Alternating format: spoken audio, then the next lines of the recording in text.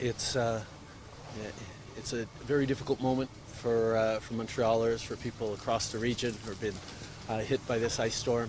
Obviously, the power the power being down for so many folks, the trees coming down, hurting buildings and cars and whatnot, is of course an ongoing concern. It's important for people to stay safe. And it's important that people do what we always do in times of difficulty. Neighbors will be there for neighbors. People will help out and support. The federal government is here to support in any way we can. I'm here today as a MP for Papineau. This is my district, my riding, and I'm happy to be able to meet with some of the folks who've been affected and the great local folks who are working here with the Mayor of Montreal and the local mayor of l'arrondissement.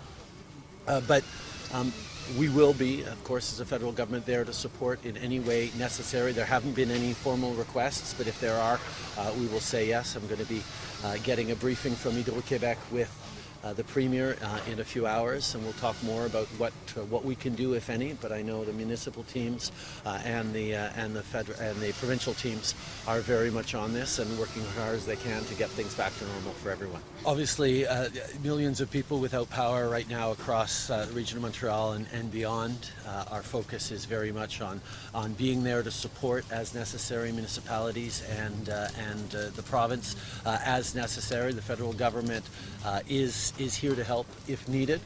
There hasn't been any formal requests yet, but obviously I will be sitting down with the Premier in a couple of hours to talk about anything that we can do. I know the province and the City of Montreal have a tremendous amount of great teams on the ground doing work. Hydro-Quebec is on it, but we will be there to support as necessary. I think the most important thing is to see yet again what happens in times of difficulty. Neighbors helping neighbors. If someone's got power and the other don't, we see them helping out. This is going to be a time for us all to pull together to be safe and to make it through as we always do.